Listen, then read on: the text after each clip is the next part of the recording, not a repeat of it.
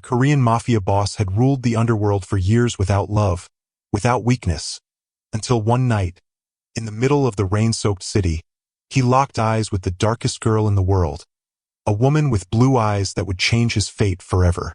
The rain fell hard that night, slicing Seoul into silver lines and blurred neon. It was the kind of rain that erased faces and drowned footsteps, the kind of rain men like him trusted. Kang Junaseo stood at the edge of the rooftop, the city breathing beneath him. 37 floors down, headlights crawled like ants. His black coat barely moved in the wind. His face, sharp and unreadable, was carved by years of silence and command. He had been alone for so long that loneliness no longer felt like a wound, felt like habit. A phone vibrated in his palm. "Boss," his lieutenant said quietly, voice strained through static. "She ran. We lost her near Itaewon." Junaseo closed his eyes for half a second. "She wasn't supposed to run," he replied. Calm. Always calm. "Find her." "Yes, sir." The call ended. The rain kept falling. Kang Junaseo was the youngest chairman the Korean underworld had seen in decades. He didn't rise through noise or bloodlust. He rose through patience, through restraint, through knowing when not to pull the trigger. That was what made him dangerous. What no one knew was that he had been single for years not because he lacked women, but because he lacked room in his life for attachment. Love had taken everything from him once. He never let it happen again. Until tonight, across the city, under flickering streetlights and the smell of grilled meat and wet asphalt, Amara Williams pressed her back against a cold brick wall and tried to quiet her breathing. "Don't panic. Don't panic." Her chest rose too fast anyway. Rain soaked her thin jacket. Her long black hair clung to her face. People passed by without looking twice. Itaewon was used to outsiders, used to women who didn't belong, used to strangers running from something. Amara tilted her head down, hiding her eyes. They always noticed the eyes. Even in darkness, they glowed. An unnatural, striking blue against skin as dark as midnight. She'd been called many things because of them. Beautiful, cursed, unreal, a miracle, a mistake. Tonight they made her a target.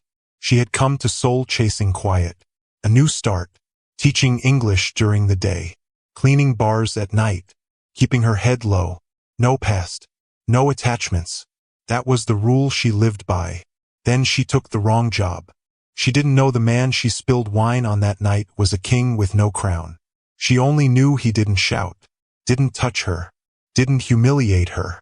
He simply looked at her and saw everything. The memory burned as footsteps echoed nearby.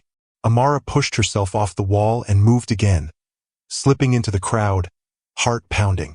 She didn't know who was after her. She only knew they weren't police. Their shoes were too quiet, their movements too disciplined. She turned a corner too fast and collided with someone solid. Strong hands caught her arms before she could fall. "Careful," a man said in Korean. She froze. Slowly, she lifted her head. The street light flickered. Blue met dark brown. The man inhaled sharply. Junaseo hadn't planned on coming down from the rooftop himself. He rarely did. Bosses sent others. Bosses stayed clean. But something about the report, about the way his men described her, had unsettled him. "She looks like she's running from ghosts," they said. Now she was here, right in front of him. Her eyes were exactly as described, unforgivingly bright, like they didn't belong in this world, like they could see straight through lies and armor. She tried to pull away. "Let go," she said in accented Korean, calm on the surface, fear beneath it. He didn't. "Someone's looking for you," he said quietly. Her body stiffened. "So are a lot of people," she replied. "That doesn't mean I stop for them." Interesting, he thought. No pleading, no weakness. He released her arms. She took a step back immediately.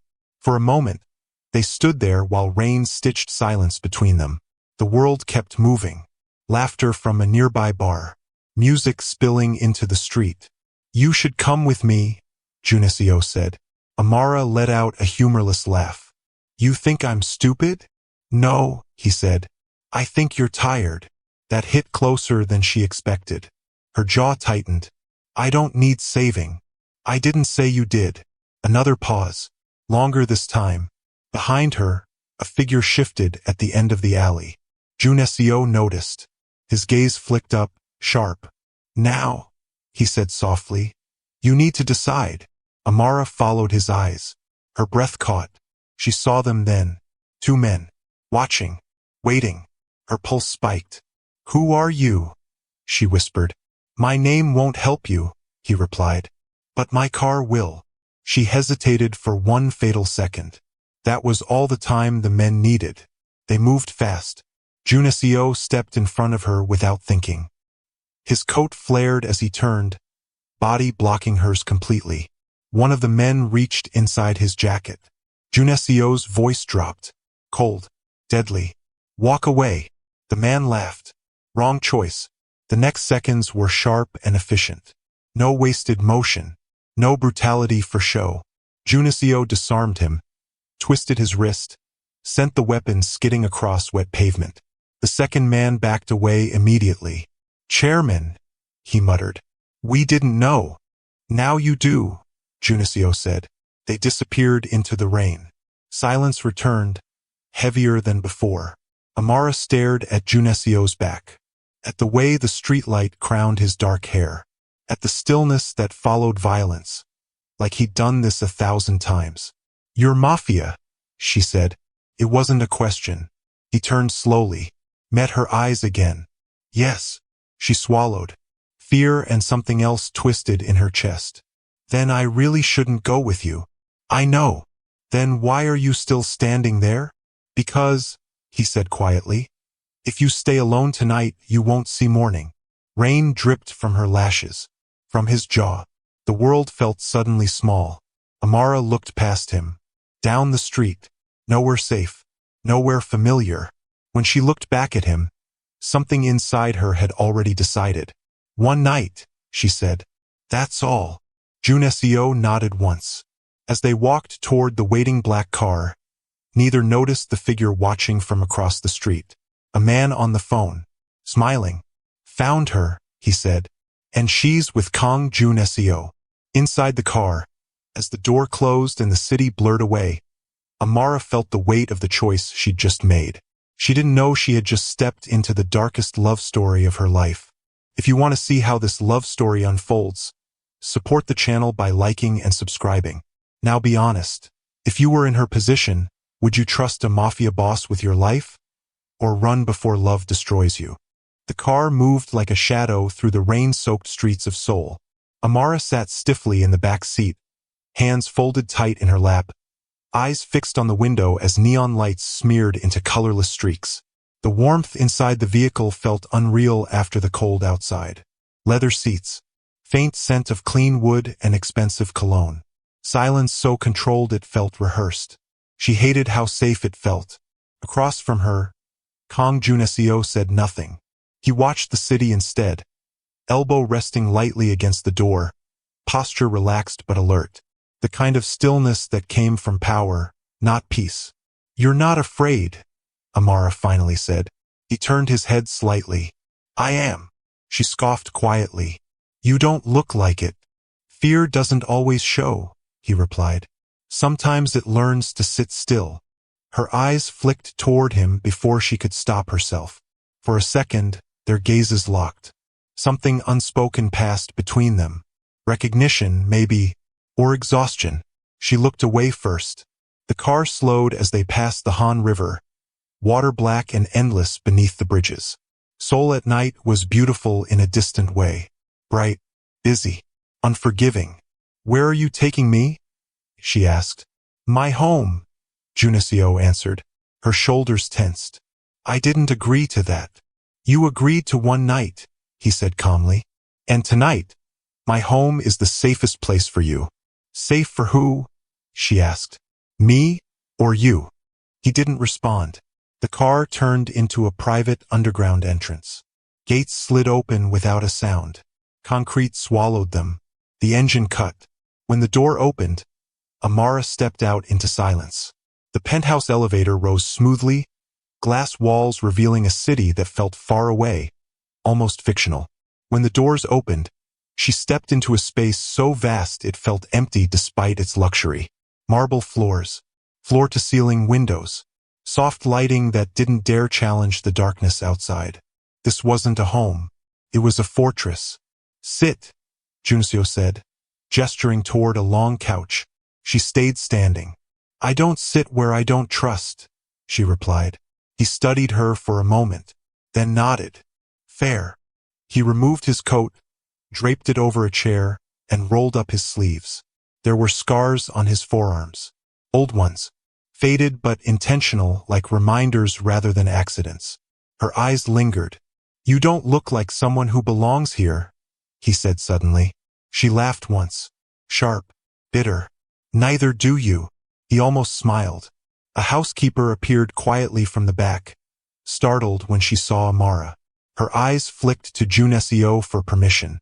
"Tea," he said. "And food." "I don't need," Amara began. "You haven't eaten," he cut in gently. "And you're shaking." She hadn't realized she was. The housekeeper nodded and disappeared. Silence returned, thicker than before. "Why are they after you?" Juncio asked. Her jaw tightened. "People chase things they think they can own," she said. "Sometimes they're wrong." "That's not an answer." "It's the only one you're getting." He accepted it. That surprised her. The tea came, then food. Korean dishes arranged neatly, steaming, fragrant. She hadn't smelled anything that good in weeks. She hated how her body reacted before her pride could stop it. Juncio noticed. "You don't have to thank me," he said. "I wasn't planning to." She sat this time, ate slowly, cautiously, like the food might disappear if she rushed. He watched her without staring, like he was memorizing something he didn't expect to see again. "Your eyes," he said quietly. "They're real." She froze mid-bite. "They always ask that," she replied without looking up. "As if I'd bother faking something that's only ever brought me trouble." "They're rare," he said. "So is loneliness," she shot back. "Doesn't make it valuable." That earned a pause. "You're American," he said. "Yes." "Why Korea?" She swallowed. "Because no one here knows me." "That can change." Her gaze snapped up. "Is that a threat?" "No," he said. "A warning." They sat in silence again. Somewhere in the city, thunder rolled. "You should sleep," he said eventually. "There's a guest room." "And you?" she asked. "I don't sleep much." She hesitated, then stood. "If you touch me," she said, voice low, "I will disappear." "I won't," he replied immediately. Something in his tone made her believe him. She followed a hallway lined with art she didn't recognize. The guest room was immaculate, neutral, untouched.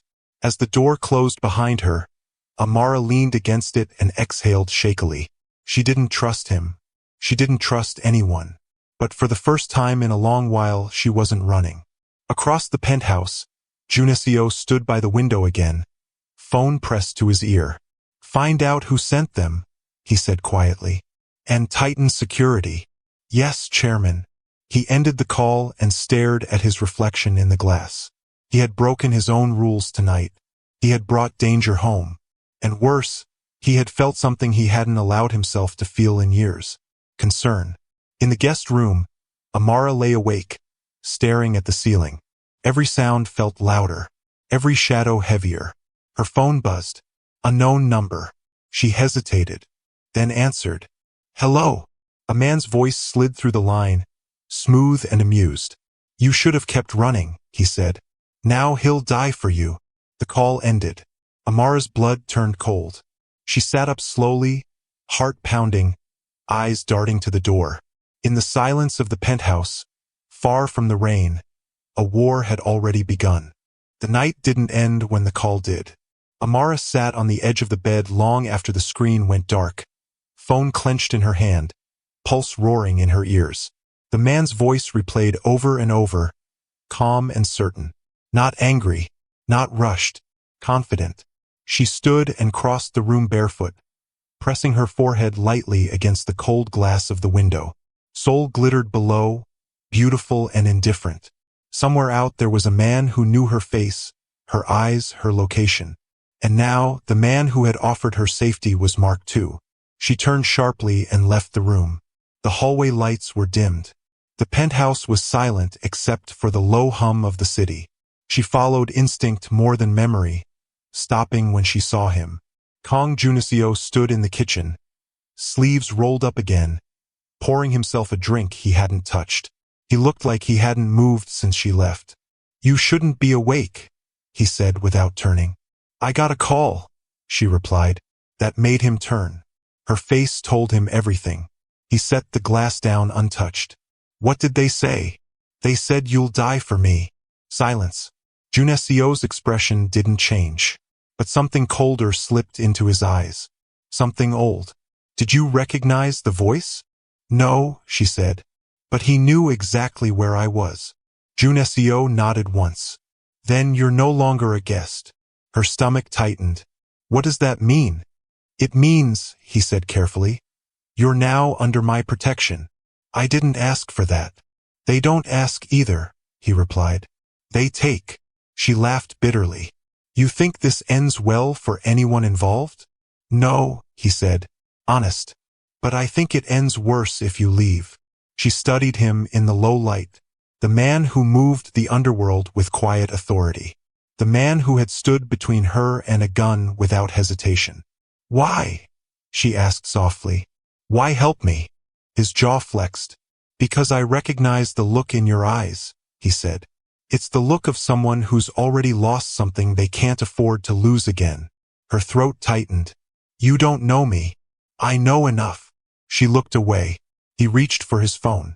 "I'll double security. You won't be alone." "I don't want your men watching me," she snapped. "I'm not a prisoner." "You're not," he said. "But you are a target." Morning came without rest. The sun rose pale and hesitant over the city. Amara sat at the dining table with a cup of coffee she didn't taste. Junicio stood nearby, issuing quiet instructions to men who came and went like shadows.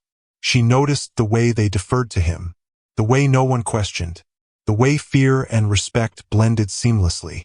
This was his world, and now she was standing in it. Later, when the penthouse finally stilled, Junicio joined her. "You can't leave today," he said. She looked up. "And tomorrow?" "That depends." "On what?" "On how honest you're willing to be." She stared into her coffee. "People don't chase me because I'm special," she said finally. "They chase me because I saw something." His attention sharpened. "In New York," she continued, 2 years ago, I worked at a private club. Rich men. Dangerous men. I was invisible to them until I wasn't." She paused. "I saw a deal go wrong. Names. Faces. Money that didn't belong to anyone clean." Junicio said nothing. "I ran," she whispered. "Changed countries. Changed jobs. Changed everything except my eyes." "Who were they?" he asked. "I don't know," she said. "But they found me anyway." He leaned back thinking. "That call last night," he said. "That wasn't a warning." "What was it?" "A confirmation," he replied. "They wanted to know whose side you were on." Her chest tightened. "I don't have a side." "You do now." The day stretched slowly. Amara explored the penthouse under watchful distance. She noticed things she hadn't before. A framed photo turned face down. A violin untouched in the corner. A balcony door that led nowhere but sky. This man lived alone by design. In the afternoon, Junicio took a call that changed everything. "They've made a move," his lieutenant said urgently. "One of our warehouses in Busan. Burned." Amara saw the shift in his posture. The weight settle. "They're provoking you," she said. "Yes," he replied. "And they're using you to do it." She stood. "Then I leave." "No," he said immediately. "You said this ends worse if I do," she shot back. "But this ends with blood if I stay." He stepped closer, stopping just short of touching her. "I don't lose what I protect," he said quietly. Her breath hitched despite herself. "People like you always say that," she murmured. "Until they do." Their eyes held. Something fragile passed between them. something neither of them wanted. That night, the power went out. It happened suddenly. Lights gone. City swallowed in darkness. Amara's heart slammed. Then came the sound. Glass. Gunfire. Shouts. Junicio moved instantly, pulling her down behind the kitchen island as bullets shattered windows above them. "Stay down," he ordered. She grabbed his sleeve. "They're here." "Yes," he said calmly. Too calmly. "And they won't leave empty-handed." Security alarms screamed. Footsteps thundered closer. Junicio drew a weapon from beneath the counter. Eyes locked on the hallway. Amara crouched beside him, breath shallow, fear clawing up her spine. She realized then, too late, that the war hadn't started because of her. It had been waiting for her, and now it had found them both. The gunfire didn't last long. It never did when Kong Junicio was involved. The men outside hesitated. That was their mistake. Junicio rose in one smooth motion, precise and controlled, firing only when necessary. No rage, no chaos, just command. His men flooded in moments later, black suits cutting through smoke and alarms, forcing the attackers back the way they came. Then silence. Only the echo of broken glass and Amara's uneven breathing remained. She stayed crouched, arms wrapped around herself, until she felt his hand near her shoulder. He didn't touch her. He waited. "It's over," he said softly. She looked up at him, at the calm on his face, at the blood on his sleeve that wasn't his. "They came for me," she whispered. "They came to test me," he corrected. "You were the excuse." She stood slowly, legs unsteady. The penthouse looked different now. Exposed. Violated. The illusion of safety shattered like the windows. "They won't stop," she said. "No," he agreed. "They won't." Later, after the glass was cleared and the power restored, Amara sat wrapped in a blanket she didn't remember asking for. Her hands wouldn't stop shaking. Junicio watched from across the room. "You handled that better than most," he said. "I grew up learning how to stay quiet when danger came," she replied. "You don't survive where I'm from without that skill." He nodded. "You're stronger than you think." She looked at him then. Really looked. "You live like this every day?" she asked. "Waiting for someone to break in?" "Yes." "And you chose this?" "No," he said. "I inherited it." The words hung heavy. She hesitated, then asked the question that had been pressing on her chest since the rooftop. "Why are you alone?" He didn't answer immediately. Finally, he said, "Because everyone I've ever loved has paid for it." Her breath caught. "Family?" she asked gently. "Yes. Someone else." He met her eyes. Once. Silence wrapped around them again. That night, she didn't return to the guest room. Not because he asked. Because the walls felt too thin. She sat on the couch instead, knees drawn up, eyes fixed on nothing. Junicio stood nearby, jacket off, weapon set aside but close. Hours passed. At some point, exhaustion won. Amara's head tilted, resting unknowingly against his shoulder. He froze. Slowly, carefully, he allowed it. Her breathing evened out. Soft, trusting. Junicio stared ahead, jaw tight. This was how it started. This was always how it started. And it always ended the same way. Morning came quietly. Amara woke to warmth she didn't expect. She pulled back slightly, realizing where she was, and immediately stiffened. Sorry," she said. He didn't move away. "You didn't do anything wrong." She studied his profile. The tiredness he hid too well. "You didn't sleep," she said. "I rarely do." She swallowed. "You should." He glanced at her. "So should you." Later that day he took her out. Not into the city. Into the past. The car drove beyond Seoul, into quiet hills and narrow roads. Amara watched the buildings fade, replaced by trees and stillness. "Where are we going?" she asked. "To somewhere honest," he replied. They stopped at a small memorial tucked away from the world. Clean. Simple. Names carved into stone. Junicio stood before it, hands in his pockets, expression unreadable. "My parents," he said, "and my younger brother." Amara felt her chest tighten. They were killed, he continued, because of me, because of what my father was, and what I became. She stepped closer, not touching, but present. I told myself I would never bring someone else into this, he said quietly. Never let them stand where you're standing now. She looked at the names, at the silence around them. Then why me? She asked. He turned to her. Because you didn't ask for this world, he said. And neither did I. On the drive back, her phone buzzed again. Another unknown number.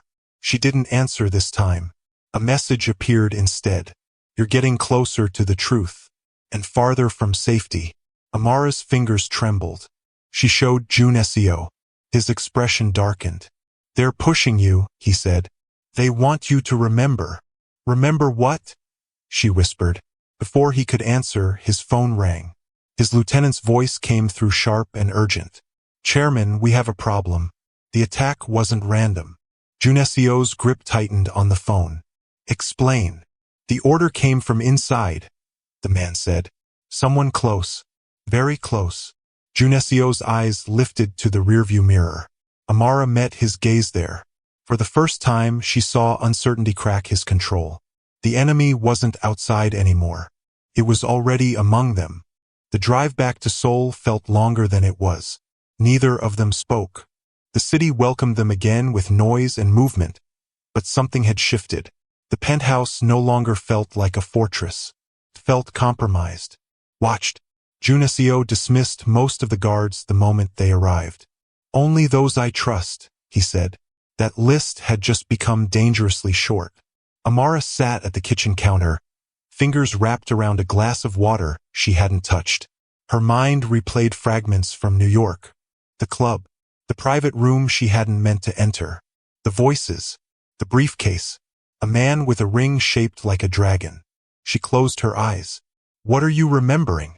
Junesio asked. She flinched. Nothing clear. Just pieces. That's enough, he said. Pieces are how the truth starts. He leaned against the counter across from her. There's a faction, he continued. They operate across borders. Korea, America, Europe. They deal in information more than weapons. Her heart skipped. The club. Yes. She swallowed hard. I didn't know who they were. I only knew they weren't supposed to be there. And now they want you silent, he said. Or useful. Amara laughed weakly. I don't feel very useful. You are, he said. To them. And to me.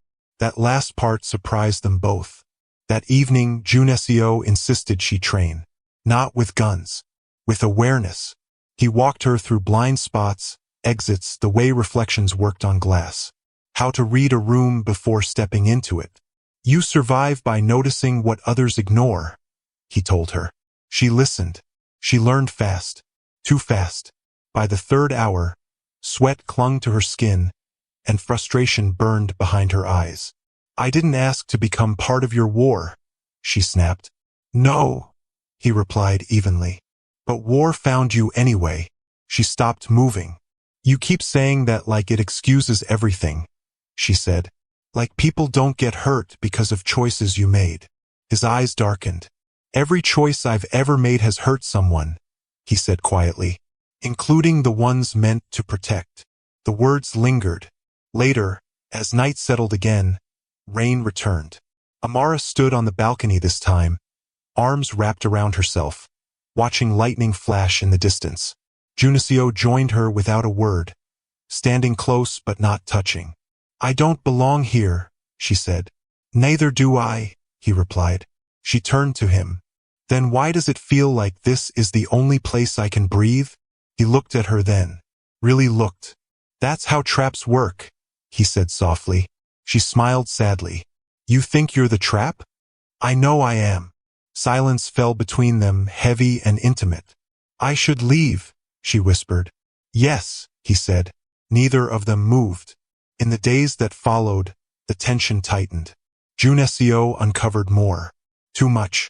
The betrayal came from someone who had stood beside him for years. Someone who knew his routines, his weaknesses, his rules.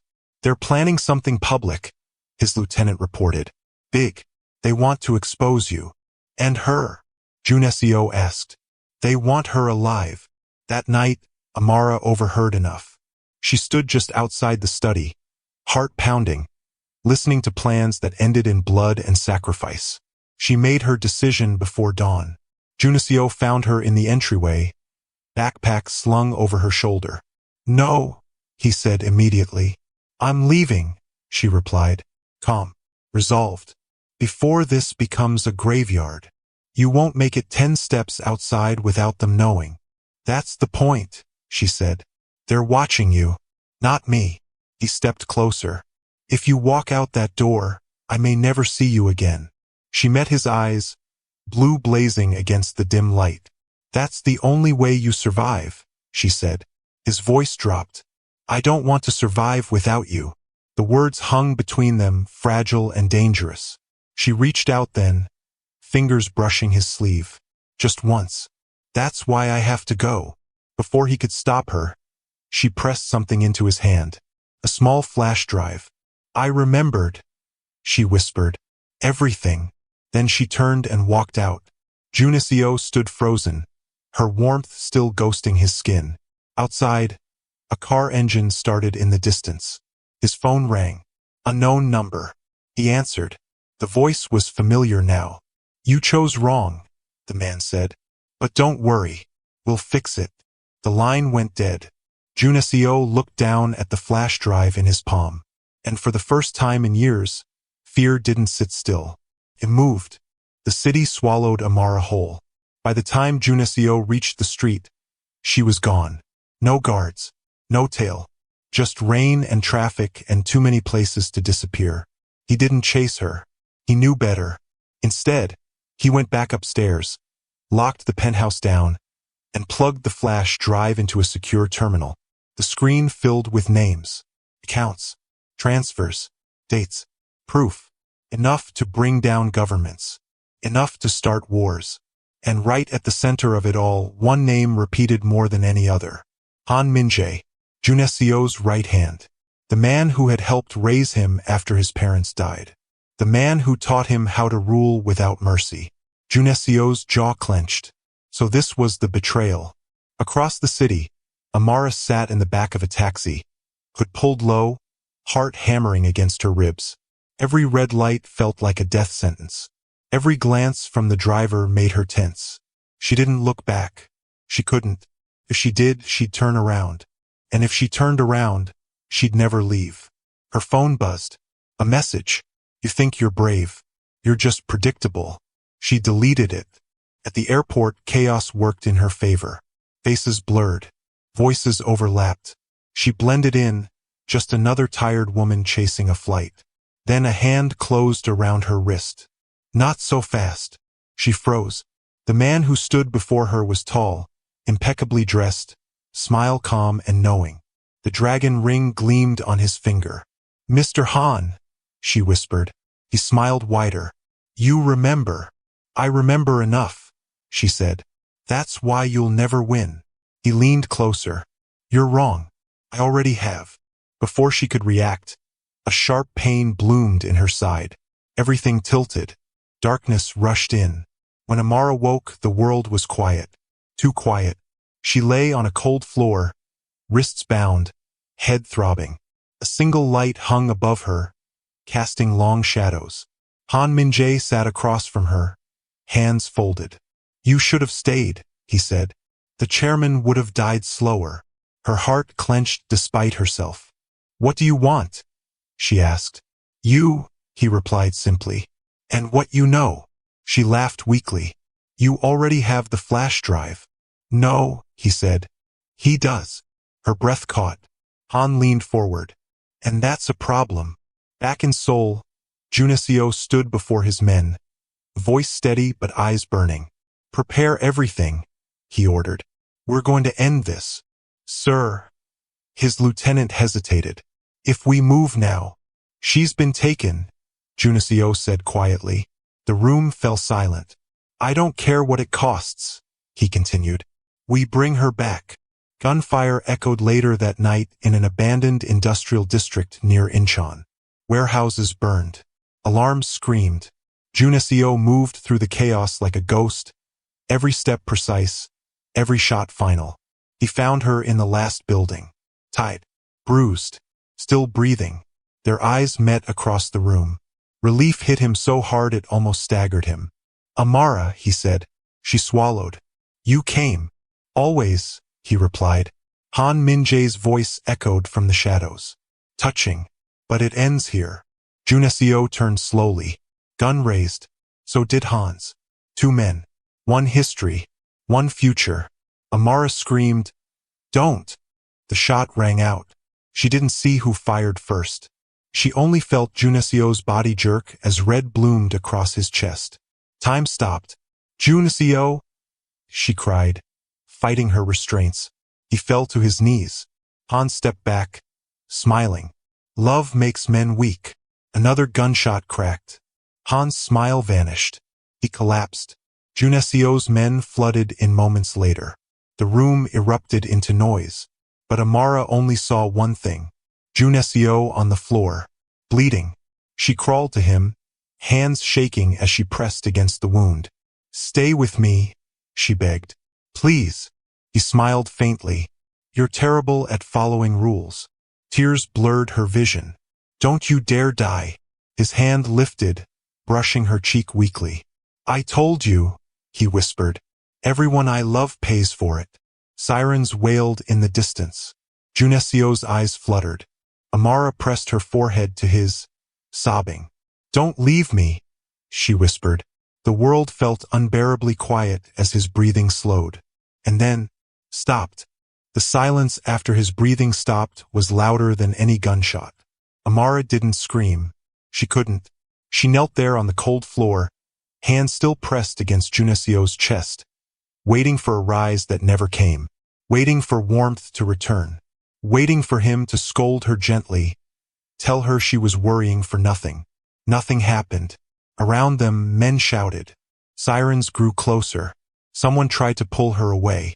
She fought them. "Don't touch him," she said hoarsely. "He's not done yet." But she knew. She had known the moment his eyes lost focus. Junesio was gone. The Korean underworld felt the shift before the sun rose. News traveled quietly, the way it always did when something too big happened. Phones rang once. Doors closed. Alliances broke apart without explanation. The youngest chairman was dead, and the woman he died for had vanished. They let her go. No prison. No questions. Officially, she was never there. Unofficially, she was a ghost protected by the last order Kang Junesio ever gave. Amara left Korea 3 days later. No goodbye. No closure. She stood at the airport, wearing borrowed clothes, eyes hidden behind dark glasses. People stared anyway. They always did. She didn't care anymore. On the plane, she finally allowed herself to cry. Quietly, silently, until her chest ached. She remembered small things. The way he stood between her and danger without thinking. The way he listened without interrupting. The way he looked at her like she was real in a world that treated her like an illusion. He had loved her without ever saying it. That hurt the most. Months passed. The world kept moving. It always did. Amara settled somewhere small, quiet, near the ocean. She taught again, lived simply, learned how to breathe without fear. But some nights, when the wind was loud and the sky heavy, she dreamed of rain and neon lights and a man who never slept. One evening, she returned home to find a package at her door. No return address. Her hands shook as she opened it. Inside was a violin, old, well cared for. Beneath it, a note written in familiar handwriting. Music is the only thing that ever made the silence bearable. Her knees gave out. She sat on the floor, clutching the violin to her chest, sobs finally breaking free. He had planned for this. He had known he might not survive, and he had still chosen her. That night she played. The sound was imperfect, broken, beautiful. It drifted into the dark, carrying grief, love, and everything they never got to say. Somewhere far away, in a city that never truly slept, Kang Junesio's name faded into legend. But in Amara's quiet life, he remained painfully alive. Love hadn't saved him, but it had changed her, and that, she realized, was its cruelest gift. The music ended. The silence returned, and this time she faced it alone. The first year without him was the hardest. Not because of danger, because of quiet. Amara learned that grief didn't arrive all at once. Came in waves. In ordinary moments that felt suddenly unbearable. In grocery aisles. In empty rooms. In the pause before sleep, when the world stopped demanding strength. She never stayed in one place too long. Quiet towns. Orderless lives. No photographs. No social media. No roots deep enough to be pulled. That was the rule. Still, his presence followed her. In mirrors, when she caught herself standing the way he used to. Still, alert, as if listening for threats that never came. In rainstorms, when the sound of water against glass made her chest ache. In music, when certain notes felt like unfinished sentences. She played the violin often now. Not well, but honestly. People who heard her said the sound felt heavy. Like something beautiful that had been wounded but refused to die. They didn't know how close that was to the truth. One night, nearly 2 years later, Amara noticed something strange. A man across the street. He wasn't threatening. Didn't approach. Didn't stare too long. He simply stood there, pretending to check his phone. She noticed because she had learned how to notice. The next day, she saw him again. Different clothes. Same stillness. Her stomach tightened. The past never announced itself. It just stepped back into your life like it had never left. That evening, she packed a bag. Before she could leave, a knock came at the door. She froze. Then slowly, she opened it. The man bowed slightly. "I'm not here to harm you," he said in Korean. "I was sent to protect you." Her breath caught. "By who?" He hesitated. "By Kong Jun Seo." Her knees nearly buckled. "That's not possible," she whispered. "He left instructions," the man said gently. "Many of them. Some were meant to last years." Tears blurred her vision. "Why now?" she asked. "Because someone has started asking questions again." Fear crept back in. "Who?" The man looked away. "Those who benefited from his death." That night, Amara didn't sleep. She sat by the window, violin resting against her shoulder, watching shadows stretch across the street. Junesio had known this would happen. He had known peace would never last. And still, he had chosen to buy her as much time as he could. Days later, the threat revealed itself. Not with guns. With words. An article surfaced online. Anonymous. Detailed. Dangerous. It spoke of a foreign woman. Blue eyes. Dark skin. A witness who vanished after the fall of a Korean crime lord. Amara's name wasn't mentioned, but it didn't need to be. Her protector read it silently, then looked at her. "They're trying to draw you out," he said. "I won't run again," she replied. He studied her. "That world destroys people. It already destroyed the man I loved," she said softly. "I won't let it erase him too." Against every instinct that had once kept her alive, Amara made a choice. She returned to Seoul, not as a fugitive, as a witness. The city looked the same, louder, colder, familiar in the most painful way. She stood one night on a bridge overlooking the Han River, violin case at her feet. This was where he used to stand, thinking, watching, carrying the weight of 1,000 sins alone. "I'm here," she whispered into the wind. "Just like you were." She didn't know if anyone heard, but she felt it then, that quiet certainty. Love didn't end with death. Sometimes it just learned how to haunt. Behind her, unseen, someone raised a phone and took a photo. The past had finally caught up, and it wasn't finished with her yet. Seoul didn't welcome her back. It watched her. Amara felt it the moment her feet touched the pavement. The way conversations dipped when she passed. The way eyes lingered a second too long. The way silence followed her like a shadow that knew her name. She stayed nowhere permanent. One night near Hongdae, another closer to Mapo, always moving, always listening. The article did what it was meant to do. People remembered. Whispers spread through places she never entered. Private rooms, High-rise offices, dark cars with tinted windows. A foreign woman. Blue eyes. The last loose end of Kong Junesio's reign. Some wanted her dead. Others wanted her story. None of them wanted her free. Her protector warned her. "You're becoming visible." "I already am," she replied. What she didn't say was that visibility no longer scared her the way it used to. After loving Junesio, fear had changed shape. It wasn't sharp anymore. It was dull, constant, manageable. The first message came 2 nights later. Not a threat, an invitation, a location, a time. No signature. She stared at the screen for a long time. "This is a trap," her protector said immediately. "Yes," Amara replied, "but it's also an answer." He hesitated. "If you go, I may not be able to bring you back." She met his eyes. "You don't have to." The place was an old cultural hall, closed for renovation. Empty, echoing, smelling of dust and old wood. She arrived alone, violin case in hand, steps steady despite the pounding of her heart. Lights flicked on one by one. Applause followed. Slow, polite. A man stepped forward from the shadows. Older than Junesio had been. Softer smile. Sharper eyes. "You look exactly like they said," he remarked. "Even more striking in person." "I didn't come to be admired," Amara said. "No," he agreed. "You came to finish something." She nodded. "So did you." He gestured to the empty seats. Kong Junesio disrupted many systems, cost many people a lot of money. His death created opportunity. "And chaos," she said. "Only briefly," he replied. "Chaos always settles." "Not when ghosts refuse to stay quiet," she said. His smile thinned. "You loved him," the man said. "That was his greatest weakness."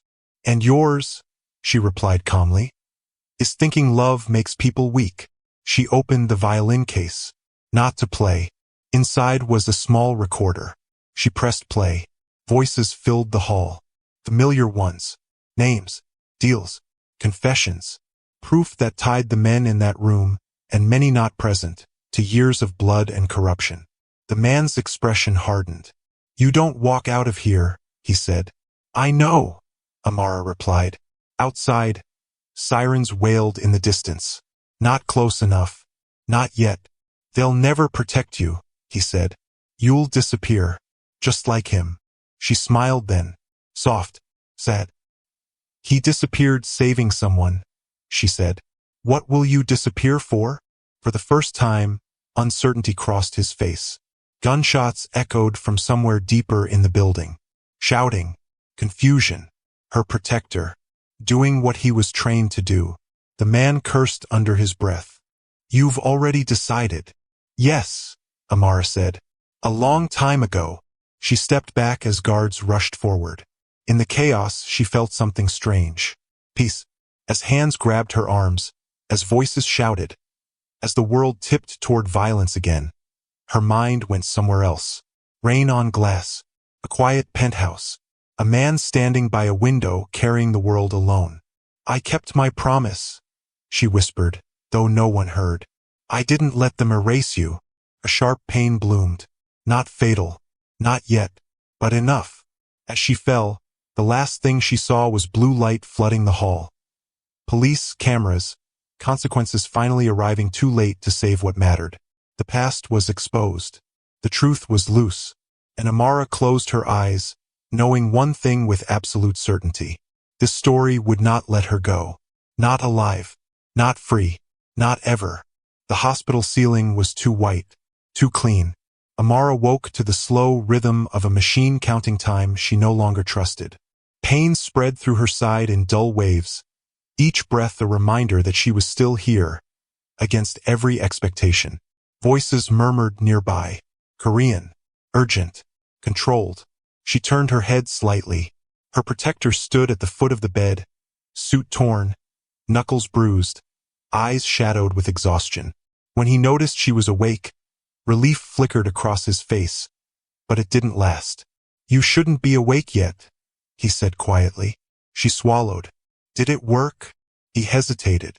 "That's not an answer," she whispered. He stepped closer. The recordings were real, powerful. Arrests are already happening. Names you've never heard, and some you have, are falling. And me? She asked. His jaw tightened. You're no longer invisible. She closed her eyes. That was the price, then. Days passed. The world outside the hospital erupted. News channels spoke carefully, cautiously, afraid of saying too much. A foreign witness. A fallen crime lord. A hidden empire exposed by a woman who refused to disappear quietly. They called her brave. They called her reckless. They never called her what she truly was. Tired. When she was discharged, there were rules. Protection. Limited movement. Silence. No freedom.